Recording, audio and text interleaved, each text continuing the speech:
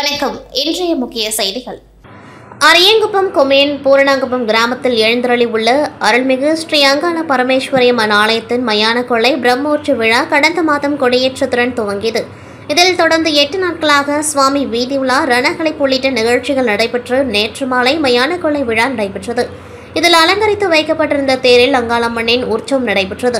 இதில் சட்டப்பேரவைத் தலைவர் ஏம்பலம் செல்வம், முன்னாள் சட்டமன்ற உறுப்பினர் அனந்தராமன், அதிமுக மாநில துணை செயலாளர் குமுதன் புருஷோத்தமன், பாமக தலைவர் கணபதி உள்ளிட்ட முக்கியஸ்தர்கள் தேரினை வடம் பிடித்தெழுத்து தேரோட்டத்தினை துவக்கி வைத்தனர்.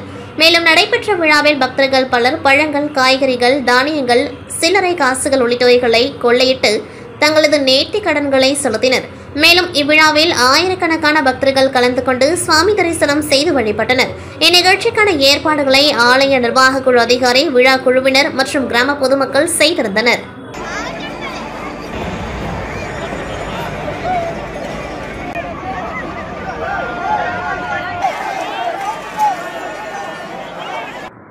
புதுச்சேரி முன்னாள் முதலமைச்சர் நாராயணசாமி எல்லையம்மன் கோவில் வீதியில் உள்ள தனது இல்லத்தில் செய்தியாளர்களை சந்தித்தார். அதில் துணைநிலை ஆளுநர் கைலாஸ்நாதன், அரசு அதிகாரிகள் கூட்டம் தனிப்பட்ட உத்தரவுகளை பிறப்பிக்க அதிகாரமில்லை, அரசு நிர்வாகத்தை தனது கையில் எடுத்து அதிகாரிகளுக்கு ஆளுநர் உத்தரவு பிறப்பித்துள்ளார். யார் ஆட்சியில் இருந்தாலும் மக்களால் தேர்வான முதல்வர், அமைச்சர்கள் பரிந்துரைகளை தான் ஆளுநர் ஏற்க வேண்டும். கிரண்பேடியின் செயல்பாடு போல் தற்போதைய ஆளுநர் செயல்பாடும் உள்ளது. இது உச்சநீதிமன்ற தீர்ப்புக்கு எதிரானது. ஆளுநர் தனி அரசு நடத்துகின்றார். முதல்வர் ரங்கசாமி தெரியாமல் உத்தரவிடுவது ஜனநாயகத்துக்கு எதிரானது. தங்கள் பதவியையும் நாற்காலியையும் காப்பாற்ற முதல்வர், அமைச்சர்கள் வாய்மூடி டம்மி அரசு நடத்துகின்றனர். விதி மீறி கோப்புகள் அனுப்பிவிட்டு அதிகாரிகளை குறை கூறி தப்பிக்க முதல்வர் முயல்கின்றார். நிர்வாகத்தை தலைமை வகித்து நடத்தும் முதல்வர் ரங்கசாமி அதிகாரிகளை குறை கூற முடியாது, அது தன்னைத்தானே குறை கூறுவதற்கு இணையாகும் என்றார். மேலும் தற்பொழுது ஜிப்மர் மருத்துவமனைக்கு புதுச்சேரி, தமிழகம் மட்டுமல்லாமல் பல மாநிலங்களில் இருந்தும் சிகிச்சைக்கு வருகின்றனர். இங்கு வரும் கர்ப்பிணி பெண்களை எங்கிருந்து வருகின்றார்களோ அங்கேயே பிரசவம் பார்த்துக் கொள்ளுங்கள் என்று கூறி வருகின்றனர். இது மக்களின் உயிரோடு விளையாடும் செயல். அனைவருக்கும் சிகிச்சை தரும் பொறுப்புண்டு. ஜிப்மரிலேயே மருத்துவம் செய்ய இயக்குநருக்கு வலியுறுத்த உள்ளேன் என்று கூறியவர், சுற்றுலா பயணிகள், மாணவர்களை குறிவைத்து கஞ்சா விற்பனை செய்யப்படுகின்றது. அந்த காவல் நிலையங்களுக்கு தெரிந்தே கஞ்சா விற்பனை செய்யப்படுகின்றது. இந்த ஆட்சியில் இருப்பவர்களுக்கு கஞ்சா விற்பனை தடுக்க வேண்டுமென்றால் எந்த காவல் நிலைய சரகத்தில் கஞ்சா விற்பது பிடிக்கப்பட்டால் அந்த காவல் நிலையத்தின் அதிகாரியை இடமாற்றம் செய்ய முடியுமா? வில்லியனூர் மற்றும் நகர பகுதிகளில் அதிகமாக கஞ்சா விற்பனை செய்யப்படுகின்றது என்று குற்றம் சாட்டினார். மேலும் 2021 தேர்தல் அறிக்கையில் மூடப்பட்டுள்ள பஞ்சாலைகள், சர்க்கரை ஆலைகள் மூடப்படும் என வாக்குறுதியை முதல்வர் ரங்கசாமி அளித்தார். ஆனால் இதுவரை திறக்கப்படவில்லை. ஆனால் 4 ஆண்டுகளுக்கு பிறகு தற்பொழுது தனியார் பங்களிப்புடன் மூடப்பட்ட ஆலைகள் திறக்கப்படும் என கூறுகின்றார். பொய்யான வாக்குறுதிகளை கொடுக்கும் முதல்வர் ரங்கசாமி இன்னும் 6 மாதங்களில் இவர்களது ஆட்சி முடிந்துவிடும். எப்படி இதை செயல்படுத்த முடியும் என கேள்வி எழுகின்றது. புதுச்சேரி இப்பொழுது போராட்ட களமாகி மாறியுள்ளது. அனைத்து துறை ஊழியர்களும் அந்தந்த துறையில் போராட்டம் நடத்துகின்றனர். இதை பற்றி முதலமைச்சரோ அமைச்சரோ கவலைப்படுவதில்லை. அவர்களை அழைத்து பேசுவதில்லை. ஊழியர்களின் நியாயமான கோரிக்கைகளுக்கு செவிசாய்ப்பதில்லை. மக்களை புறக்கணிக்கின்ற ஆட்சி இந்த ஆட்சி என கூறியவர், மும்மொழி கொள்கையை ஏற்க மாட்டோம் என எங்களது ஆட்சியில் மத்திய அரசுக்கு கடிதம் எழுதினேன். எங்கள் ஆட்சியில் சிபிஎஸ்இ கொண்டு வரவில்லை, இந்த ஆட்சியில்தான் சிபிஎஸ்இ கொண்டு வந்துள்ளனர் என்று தெரிவித்தார். முதலமைச்சர்கள் இதற்கு ஆதரவாக இருக்கிறார்கள். அதே போல புதுச்சேரி மாநிலத்தை பொறுத்தவரையில புதுச்சேரி மாநிலத்தில் மும்மொழி கொள்கையை நடைமுறைப்படுத்துகிறோம் என்று அள்ளி தெளித்த கோலத்தை போல கல்வித்துறையிலோ மற்ற துறைகளிலும் இந்தியை திணிக்கின்ற வேலையை இந்த புதுச்சேரி மாநிலம் காந்தி சிலை அருகே பீச் ரோட்டில் GLMF Puducherry heritage round table 167, Puducherry heritage ladies circle 187 சார்பில் சர்வதேச மகளிர் தின விழாவை முன்னிட்டு புதுச்சேரி காந்தி சிலை அருகே பாலின சமத்துவத்தை துரிதப்படுத்த ஆண்கள் மற்றும் பெண்கள் கலந்து கொண்ட 3 கிலோமீட்டர் நடைப்பயணம் நடைபெற்றது. இந்நிகழ்ச்சியில் தலைமை விருந்தினராக பொதுப்பணித்துறை அமைச்சர் லட்சுமி நாராயணன், சட்டமன்ற உறுப்பினர் சந்திர பிரியங்கா ஆகியோர் கலந்து கொண்டு கொடியசைத்து போட்டியினை துவக்கி வைத்தனர். இதில் சுமார் 300க்கும் மேற்பட்ட போட்டியாளர்கள் கலந்து கொண்டார்கள். சிறப்பு அழைப்பாளர்களாக RT India chairman Kunal Chaudhary, LC India area 2 ACP Subhashini, RT India area 2 AST Dilip, Anirudh ஆகியோர் கலந்து கொண்டு சிறப்பித்தனர். இந்நிகழ்ச்சிக்கு லேடிஸ் சர்க்கிள் இந்தியா மகளிர் organisation, Puducherry heritage ladies circle 187 தலைவி அக்ஷயா மற்றும் இதர சர்க்கிள் நிர்வாகிகள் நிகழ்ச்சியில் கலந்து கொண்டார்கள்.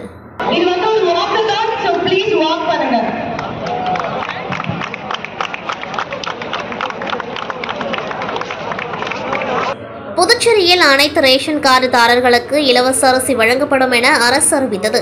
அதனைத் தொடர்ந்து புதுச்சேரியில் உள்ள ரேஷன் கடைகளில் இலவச அரிசி வழங்கப்பட்டு வருகின்றது.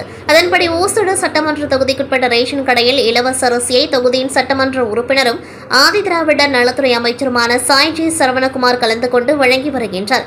அதன் ஒரு பகுதியாக கோனேரிக்குப்பம் பகுதியில் சுமார் 50 ஆண்டுகளுக்கு மேலாக ரேஷன் கடை இல்லாததைக் கண்டு அமைச்சரிடம் கோனேரிக்குப்பம் பகுதி பொதுமக்கள் ரேஷன் கடை வேண்டும் என்று கோரிக்கை விடுத்தனர். அதன் அடிப்படையில் அமைச்சர் சாய்ஜி சரவணகுமார் முயற்சியால் புதிதாக கோனேரிக்குப்பம் பகுதியில் ரேஷன் கடை கொண்டு வந்து பொதுமக்களின் பயன்பாட்டிற்கு திறந்து வைத்தார். இதனைத் தொடர்ந்து பொதுமக்களுக்கு இலவச அரிசி வழங்கி நிகழ்ச்சியை துவக்கி வைத்தார். இந்நிகழ்ச்சியில் பாஜக தொகுதி ஒருங்கிணைப்பாளர் சாய் தியாகராஜன், என்ஆர் காங்கிரஸ் தொகுதி தலைவர் ஏடிஎஸ் தாமோதரன், பாஜக பொதுச் செயலாளர் சிவசங்கரன், நிர்வாகிகள் சுகுமார், விஸ்வநாதன், மல்லிகா, அன்னபூர்ணி, விஜயன், எழில், சுந்தரமூர்த்தி உட்பட ஏராளமானோர் கலந்து கொண்டார்கள்.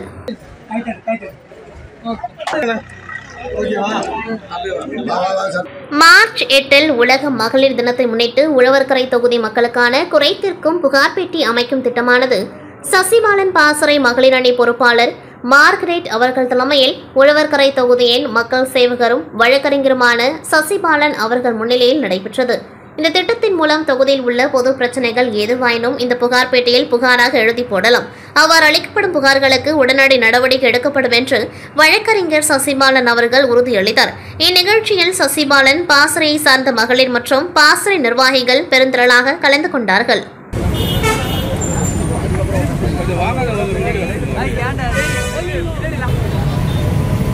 புதுச்சேரி காலாப்பட்டில் இயங்கி வரும் புதுவை மத்திய பல்கலைக்கழகத்தில் புதுச்சேரி மட்டுமின்றி வெளி மாநிலங்களில் இருந்தும் 6000க்கும் மேற்பட்ட மாணவர்கள் இளநிலை மற்றும் முதுநிலை கல்வி பயின்று வருகின்றனர். இந்த பல்கலைக்கழகத்தில் பொறுப்பு துணைவேந்தராக பேராசிரியர் தரணிகரசு கடந்த 2023ஆம் ஆண்டு நவம்பர் மாதம் முதல் செயல்பட்டு வருகின்றார். இதனிடையே பல்கலைக்கழகத்திற்கு நிரந்தர துணைவேந்தரை நியமிக்காததால் மாணவர்களின் கல்வித்தரம் குறைந்து வருவதாகவும், மாணவர்களின் அடிப்படை வசதிகள் பூர்த்தி செய்யப்படுவதில்லை மற்றும் பல்வேறு நிர்வாக சிக்கல் ஏற்படுவதால் பல்கலைக்கழகத்திற்கு நிரந்தர துணைவேந்தரை நியமிக்க வேண்டுமென அரசியல் கட்சிகள் மற்றும் மாணவர் அமைப்பினர் தொடர்ந்து மத்திய அரசிடம் வலியுறுத்தி வந்தனர். இந்நிலையில் குடியரசுத் தலைவர் உத்தரவுப்படி புதுவை மத்திய பல்கலைக்கழகத்தின் துணைவேந்தராக ஹைதராபாத் பல்கலைக்கழகத்தின் உயிரி தொழில்நுட்பத்துறையின் முதுநிலை பேராசிரியராக பணியாற்றி வரும் பாணித்தி பிரகாஷ் பாபுவை நியமித்து மத்திய உயர்கல்வித்துறை அமைச்சகம் உத்தரவு பிறப்பித்துள்ளது.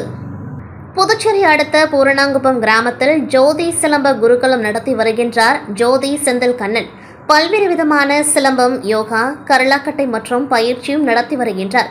இவர் பல்வேறு வெளிநாடுகளிலும் தமிழ்நாடு, புதுச்சேரி, கேரளா, ஆந்திரா உள்ளிட்ட பல்வேறு மாநிலங்களில் சேர்ந்த நபர்களும் இவரிடம் பயிற்சி பெற்று வருகின்றனர். இந்த நிலையில் சமீபத்தில் திரைப்பட நடிகர் விஜய் சேதுபதி இவரிடம் கர்லக்கட்டை சுற்றுதல் மற்றும் தற்காப்பு பயிற்சி பெற்றுள்ளார். இதன் வீடியோ தற்போது சமூக வலைதளங்களில் வைரலாகி வருகின்றது. யுவபேக்கர்ஸ் தயாரிப்பில் இயக்குனர் புரூனோ சாவியோ இயக்க உள்ள படம் மனிதம். இப்படத்தில் கிருஷ்ணராஜு நாயகனாகவும் மது நாயகியாகவும் நடித்துள்ளனர். மேலும் படத்திற்கு ஸ்ரீகாந்த் தேவா இசையமைத்துள்ளார். தமிழகம் மற்றும் புதுச்சேரியில் இன்று வெளியானது. புதுச்சேரியில் உள்ள முருகா திரையரங்கில் வெளியான திரைப்படத்தினை படத்தின் தயாரிப்பாளரும் நடிகருமான கிருஷ்ணராஜு உள்ளிட்ட படக்குழுவினர் இன்று பார்த்தனர்.